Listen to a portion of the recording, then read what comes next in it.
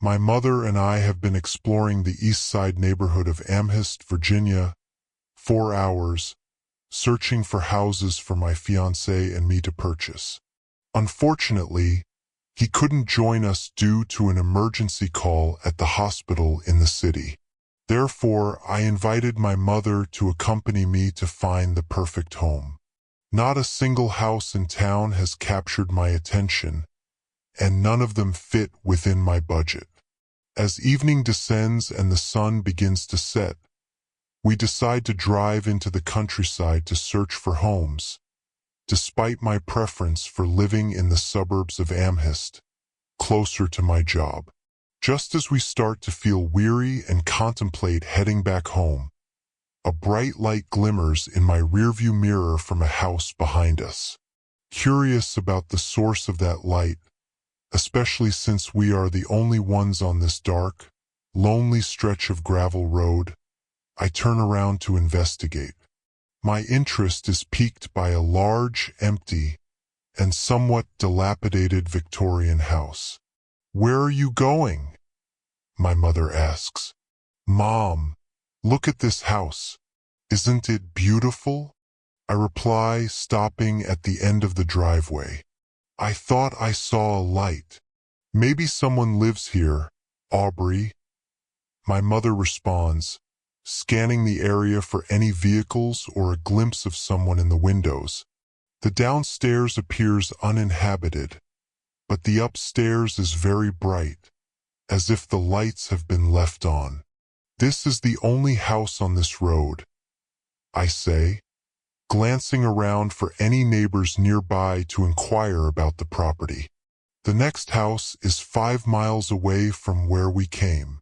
I am undeniably intrigued by this house and notice a "for sale" sign lying on the ground in front of a tree in the front yard covered in dry grass and dirt. Inspired to take a closer look, I decided to get out of the car and retrieve information from the sign. "Aubrey, I don't think we should be here," my mother says, her voice steady as she remains firmly seated, refusing to exit the car. "Mom, don't you think this would be a fantastic house for Caleb and me to renovate?"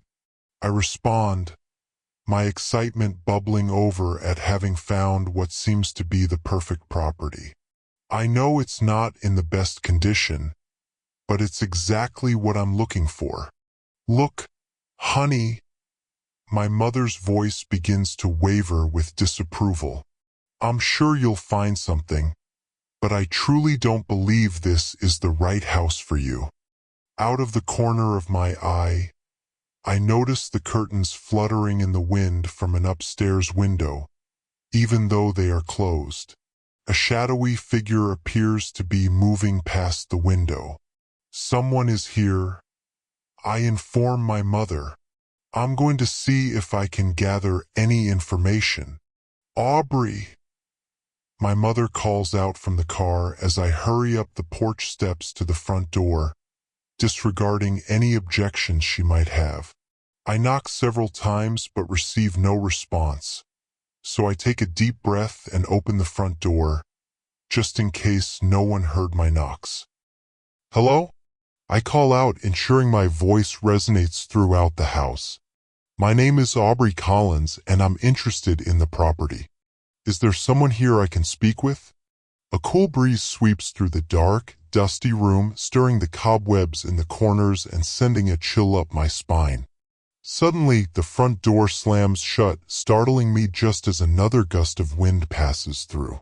Thinking that someone might have left another door open somewhere in the house, I continue to explore, hoping to close any doors to keep the chill at bay, which is peculiar for this time of year since it is summer. The kitchen is an open layout adjacent to the living room, and I can see that some walls were in the early stages of being torn down to create a more spacious area. Jagged, rough wood from within the walls is exposed as if someone had begun the renovation but never completed it. Bookcases line every inch of the living room walls. To my right, I notice extremely old French doors that are slightly ajar, leading to what appears to be a library or office. As I reach for the door handle, I hear a sound reminiscent of a mother trying to quiet a young child, seemingly coming from nowhere.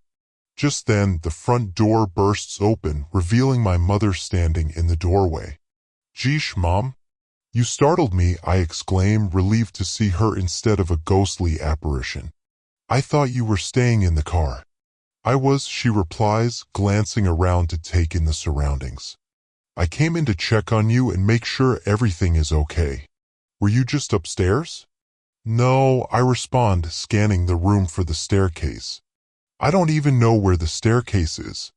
A slight fog begins to emerge from behind one of the bookcases, obscuring what could possibly be the staircase, accompanied by a faint tapping sound from the other side. A voice echoes from beyond the shelf, sounding eerily like a child. My mother and I exchange shocked glances, stunned by what we've just heard. "Shhhh, don't let her hear you," the child whispers, the sound reverberating in the air. Fear grips us, yet curiosity lingers. Could the child be trapped within the walls? "Mom, we've got to save that child," I insist, knowing we must act. "There's no way we can move that shelf, Aubrey," my mother replies. "It looks way too heavy." I look at her in disbelief. I've seen her move heavier objects, like the couch I recently helped her shift into the den at her home. Ignoring her, I position myself on the other side and attempt to budge the shelf. Suddenly, I hear an extremely loud whacking sound from the other side. I turn to my mother, questioning, "Mom, what are you doing? Where did you find that axe?" My inquiries fell on deaf ears as she continued her task, delivering 5 more decisive whacks. With each strike, she unveiled an entrance to a staircase that had long been hidden from view. Suddenly, a deafening whoosh erupted from the newly exposed staircase, accompanied by a fierce gust of wind that felt like a miniature tornado. The force knocked both my mother and me off our feet, sending us crashing to the floor. As we looked up, we were startled to find no child sitting on the staircase. Clearly, there was a reason for the stairs to have been blocked off, preventing anyone from venturing inside. The mystery of that reason lingered in the air. As my mother and I gradually regained our balance, we were startled by the foreboding sound of books cascading from the shelves in the office. Suddenly, a glowing, shadowy figure of a woman in a flowing white dress emerged through the walls. One book drifted into the living room and I recognized it as a photo album, its cover adorned with a family portrait. Strangely, the mother's face had been scratched out and I counted 10 children captured in the image. The inscription on the album read, "The Juro family." "Mom, look," I whispered, trying to keep my voice low. My mother joined me, her curiosity piqued by the photo album. "Do you think that's the family that used to live here?" she asked, her interest in the home's history evident. As I began to skim through the photo album, a chilling realization struck me. Every child in the photos appeared increasingly sickly towards the end of the album, bedridden and frail. A disturbing sensation washed over me, prompting me to glance toward the stairs, which seemed shrouded in a thick fog. From upstairs, the sounds of children running and laughing echoed as if they were engaged in play, igniting a compelling urge within me to check on them. I cautiously made my way across the floor, finding myself at the foot of the staircase. "No, Aubrey," my mother interjected. "If you're going upstairs, at least let me go first. You don't know what's up there, and if something happens and I don't make it back, you need to understand it's not safe." "Mom, you don't have to do this," I replied, a mix of skepticism and fear coursing through me at the thought of ascending the stairs. "But if you insist, go ahead." I knew from past experiences that arguing with my mother rarely ended well. She slowly ascended the fog-laden staircase, each step taken with utmost caution as if she feared falling. Gradually, she grew more distant until the fog swallowed her entirely, and I followed her up the stairs. Upon reaching the top, the fog began to dissipate, revealing a bright, clean, and organized environment, an unsettling contrast to the dark, chaotic space below. Confusion clouded my mind as I wondered if someone lived up here. However, as I navigated through the seemingly endless rooms, it became clear that I was alone. My mother was nowhere to be found. It felt as though she had retreated downstairs, leaving me behind, or perhaps she had vanished into another realm altogether. My heart sank and fear gripped me tighter. What had I gotten myself into? I attempted to retrace my steps to the staircase from which I had come, but the task felt utterly impossible. The staircase had completely vanished. My desire to descend and escape this house grew stronger, yet the prospect of doing so seemed equally unattainable. In that moment, I realized I was not safe and felt confined in a completely different world. I urged myself to persevere and search for an alternative route back downstairs, if one existed. As I explore the various rooms, I notice that each space reflects the unique personality of its occupant and various strands of tubes and vials lying on their nightstands. The young twin girls, likely toddlers, share a room brimming with toys and dolls alongside two nurseries for the babies, despite my recollection of only one baby featured in the photo album. Two of the boys' rooms showcase an array of sports memorabilia and accessories, while another boys' room is adorned with posters of what appear to be rock stars from the 1980s. Complemented by a large stereo system and neatly organized stacks of records atop the speakers. Two of the girls have a room filled with collectibles and a diverse selection of books across various genres, all neatly arranged on a sizable bookshelf. They also have two desks positioned side by side, each with several school books and notebooks organized in tidy stacks. Another girl's room, presumably that of the oldest daughter, features a full-length mirror positioned next to her bed. In front of her window sits her desk, which holds an old IBM desktop computer from the early 1980s, placed catty-corner to the wall. Adjacent to it is a table displaying a well-arranged collection of makeup and perfumes. Another girl's room mirrors the boys' in its sports memorabilia and accessories, but it is specifically equipped with volleyball and tennis gear. Upon reaching the top, the fog began to dissipate, revealing a bright, clean, and organized environment, an unsettling contrast to the dark, chaotic space below. Confusion clouded my mind as I wondered if someone lived up here. However, as I navigated through the seemingly endless rooms, it became clear that I was alone. My mother was nowhere to be found. It felt as though she had retreated downstairs, leaving me behind, or perhaps she had vanished into another realm altogether. My heart sank and fear gripped me tighter. What had I gotten myself into? I attempted to retrace my steps to the staircase from which I had come, but the task felt utterly impossible. The staircase had completely vanished.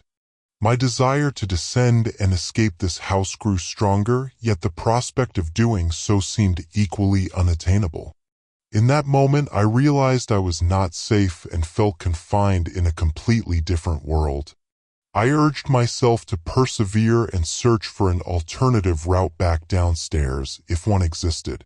As I explore the various rooms, I notice that each space reflects the unique personality of its occupant and various strands of tubes and vials lying on their nightstands. The young twin girls, likely toddlers, share a room brimming with toys and dolls alongside two nurseries for the babies, despite my recollection of only one baby featured in the photo album. Two of the boys' rooms showcase an array of sports memorabilia and accessories, while another boys' room is adorned with posters of what appear to be rock stars from the 1980s. Complemented by a large stereo system and neatly organized stacks of records atop the speakers. Two of the girls have a room filled with collectibles and a diverse selection of books across various genres, all neatly arranged on a sizable bookshelf. They also have two desks positioned side by side, each with several school books and notebooks organized in tidy stacks. Another girl's room, presumably that of the oldest daughter, features a full-length mirror positioned next to her bed. In front of her window sits her desk, which holds an old IBM desktop computer from the early 1980s, placed catty-corner to the wall. Adjacent to it is a table displaying a well-arranged collection of makeup and perfumes. Another girl's room mirrors the boys' in its sports memorabilia and accessories, but it is specifically equipped with volleyball and tennis gear. The eeriest aspect that struck me while wandering through each child's bedroom was the absence of the children I had heard playing and laughing downstairs, not to mention the unsettling realization that I had lost sight of my mother. Where could she possibly be? Standing in the center of the hallway, I counted the doors to the bedrooms, each customized with the names of the children. Suddenly, the ghostly figure of a woman in a flowing white dress emerged from the doorway labeled Lucas and Jake, and then into the opposite door marked Haley. I froze in fear, convinced she might have seen me, but I sensed she was oblivious, focused instead on her mission to care for her children. I opened the nearest door, which bore the name Vera. As I reached for the closet door to hide, I heard the echoing voice of a 12-year-old girl behind me say, "She knows you are here." Frightened, I turned sharply to see the young girl, enveloped in a haze, appearing as much a ghost as the woman I had just encountered. "Who knows that I am here?" I asked the girl, confusion evident in my voice. "The lady in white," she replied. She turned her head toward the door as if sensing someone approaching, then looked back at me. "You can't be here. Go now." Just then, I noticed fog creeping in from beneath the door, confirming the presence of the lady in white the girl had mentioned. I quickly hid in the closet, leaving the door slightly ajar to observe what was unfolding. The woman approached the nightstand and opened a vial, and a wave of nausea washed over me at the thought of what I was about to witness. I closed my eyes, bracing myself, and began to hear the mother soothing the young girl as she wept. "Relax, my child, do not weep. I will hold your hand until you sleep. When you wake up, I'll be by your side, but until then I must say good night," the woman said in a tone as if it was rehearsed that was both calming and deeply unsettling. Believing I had endured the worst, I opened my eyes only to see the woman emptying the vial into a tube that led to the child's arm. My left hand instinctively moved to cover my mouth as tears streamed down my face. "Oh my God!" I whispered to myself, turning away from the horrifying scene before me. I knew I had to escape. Peering through the cracked door, I saw only the child lying motionless in bed. The woman was gone. I crept across the bedroom, trying not to wake the child, but deep down, I knew she was not sleeping. As I opened the door slowly, I recognized the ghostly figure of the woman entering the oldest son's room, marked Colin. Her voice echoed through the walls, repeating the same chilling words. "Relax, my child, do not weep. I will hold your hand until you sleep. When you wake up, I'll be by your side, but until then, I must say good night." Her tone was more disturbing than before. Determined to find an exit, I realized I was trapped and desperately sought the nearest bathroom. I turned to see a fog creeping beneath Colin's door and sprinted toward the next room, which happened to be the bathroom. I swung open the white plastic shower curtain and dropped to my knees, overwhelmed by disbelief at what I had witnessed. It wasn't long before I was waiting in silence when suddenly a light flickered on in the bathroom. Tears streamed down my face, knowing that anything could happen. The shower turned on by itself, filling the bathtub faster than I could think of a way to escape. A sense of dread washed over me as I realized I could be the next victim, fear gripping my entire body, trembling at the thought of impending death. The shower curtain flew open faster than I could blink, and there she was, the lady in white. Her voice boomed, fierce and commanding, "Good night." The words struck me like a knife, and as I screamed, my cries were the last thing I remembered.